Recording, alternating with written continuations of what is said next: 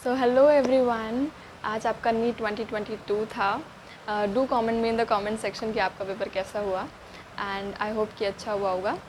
तो अभी मैंने आपका पूरा पेपर देखा नहीं, इनफैक्ट मैंने पूरा पेपर सॉल्व किया है। पूरे 3 आवर लगाकर मैंने क्वेश्चन पेपर सॉल्व किया है और जो उससे एनालिसिस निकल कर आया कि आखिर आपका पेपर कैसा था, आप भी मुझे बताना कि कैसा था। बाकी मैं अपने तरफ से बता देती हूँ।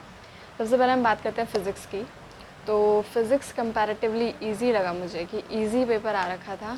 इनफैक्ट न्यूमेरिकल्स ज़्यादा नहीं थे, इतने ज़्यादा न्यूमेरिकल नहीं दे रखे थे। 50-50 का मार्जिन था कि आपके न्यूमेरिकल और आपके थियोरेटिकल पार्ट में, बल्कि न्यूमेरिकल भी बहुत इजी थे, फॉर्मूला बेस्ड थे।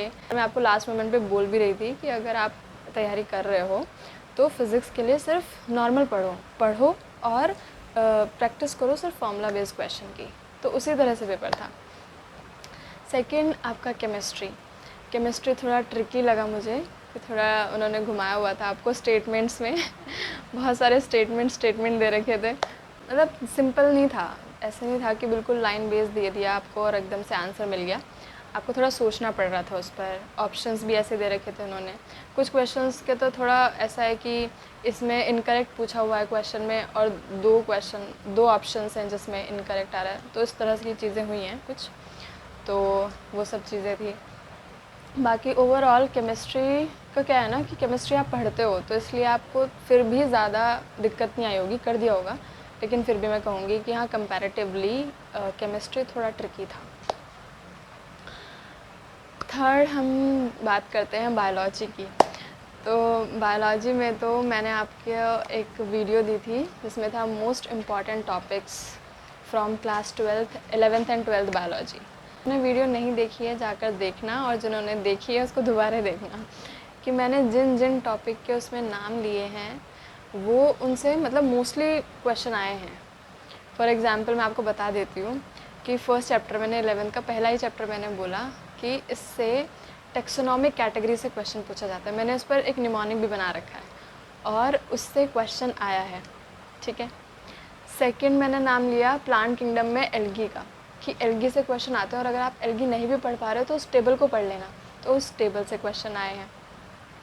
ऐसे बहुत सारी जगह से मैंने नाम लिए। फॉर एग्ज़ाम्पल मैंने बोला मॉर्फोलॉजी में एग्जाम्पल्स पढ़ के चले जाना, एनिमल किंगडम में एग्जाम्पल्स पढ़ के चले जाना एट द लास्ट मोमेंट कि आप क्या पढ़ोगे। पर वो पढ़ना तो बुरा होता है, ठीक है। मैं अब ये नहीं कहूँगी कि जो मैंने बोला वही से सारे क्वेश्चन आए हैं, ठीक है, ऐसा तो नहीं है ना, क्योंकि पूरी बायोलॉजी है आपकी। अब आपने मान लो कंसेप्ट क्लियर किए हुए हैं, लेकिन एंड मोमेंट पर जो चीज़ें आप भूल जाते हो, जो आपको वापस देखनी होती हैं, मैंने वो बताया आपको, और जहाँ से क्वेश्चन ज़्यादातर पूछे जाते हैं। एक बार मैं कुछ क्वेश्चंस के नाम ले देती हूँ आपके सामने जो मैंने उसमें बताए हुए हैं आपको, और वो आए भी हैं।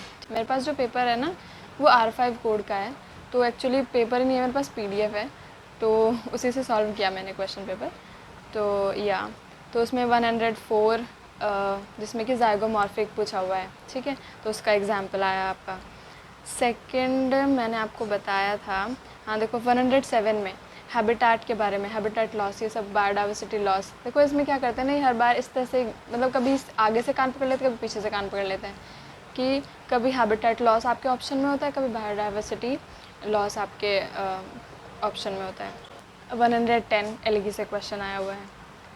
उसके बाद मैंने आपको सेल डिवीज़न में बताया था कि सेल डिवीज़न में आप पढ़ के चले जाना बायवेलेंट और ये क्रॉसिंग ओवर, मतलब ये सारी प्रोफेज़ 1 वाली फेज़ मैंने आपको बोला था, उससे क्वेश्चन आया हुआ है।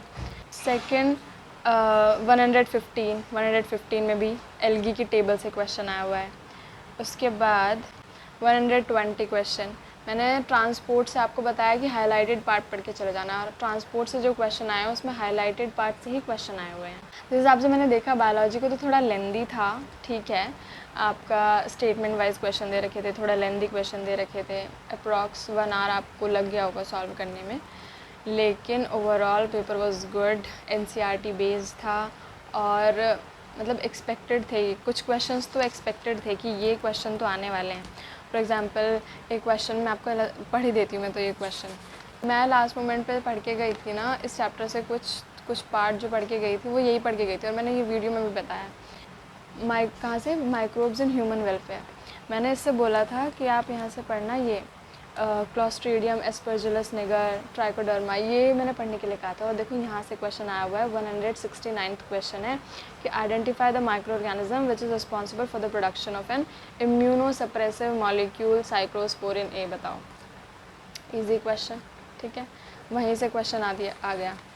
उसके बाद मैंने ऑर्गेनिज्म एंड पॉपुलेशन में आपको बोला कि आप ये ज़रूर पढ़ के जाना, प्रेडेशन और ये सब। मैंने कहा था कि ये पॉपुलेशन इंट्रैक्शन वाली टेबल इंपॉर्टेंट है, और वहाँ से क्वेश्चन आया हुआ है, ठीक है। बायोडाइवर्सिटी एंड कंजर्वेशन में मैंने आपको बताया कि in situ and ex situ is most important, और वहाँ से 2 क्वेश्चन आए हुए हैं। एक्स सीटू से भी पूछ लिया, इन सीटू से भी पूछ लिया उन्होंने क्वेश्चन।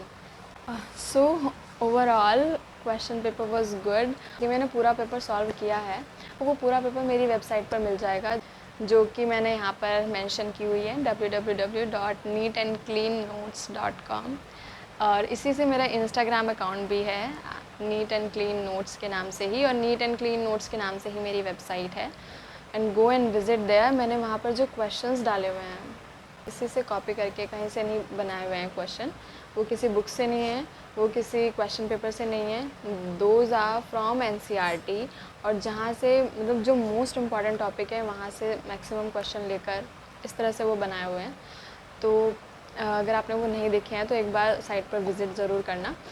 और मैंने उसमें पास्ट ईयर का क्वेश्चन पेपर भी डाला हुआ है, और इस साल का पेपर भी उसमें आ जाएगा। और पूरा पेपर बायोलॉजी, केमिस्ट्री, फिज़िक्स, तीनों का एनालिसिस, तीनों का सॉल्यूशन। तो अब बात करते हैं अपडेट्स की। तो अपडेट्स जो है रिज़ल्ट से रिलेटेड, काउंसलिंग से रिलेटेड, ये सब मेजरली मेरे इंस्टाग्राम पर आते हैं। तो आपको वहाँ पर सारी अपडेट्स मिल जाएंगी अबाउट दैट रिज़ल्ट, काउंसलिंग, जो भी प्रोसीजर है, कैसे होगा, ये सब। और उसमें बहुत सारे क्वेश्चंस भी हैं, मैंने फैक्ट्स वगैरह, क्वेश्चंस ये सब डाले हुए हैं, तो वो आप एक बार एक्सप्लोर कर लेना।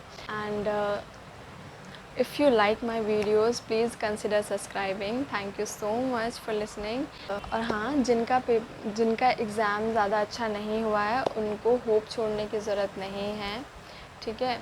अगर आपका एम है, आपका गोल है MBBS, you desperately want to be a doctor, तो आप इतनी जल्दी पेशेंस नहीं खो सकते हो, ठीक है। तो आपको अगर डॉक्टर बनना है, डॉक्टर आपने बनने की ठानी है, तो आपको डॉक्टर ही बनना है। तो अभी आप पेशेंस लूज़ नहीं करोगे, कोई स्ट्रेस में नहीं जाएगा, कोई ऐसे नहीं होगा कि मैंने क्या कर दिया, ठीक है। कि आगे आप कैसे करोगे, इस सब के बारे में मैं एक वीडियो बनाऊँगी। तब तक के लिए टेक केयर, बाय बाय।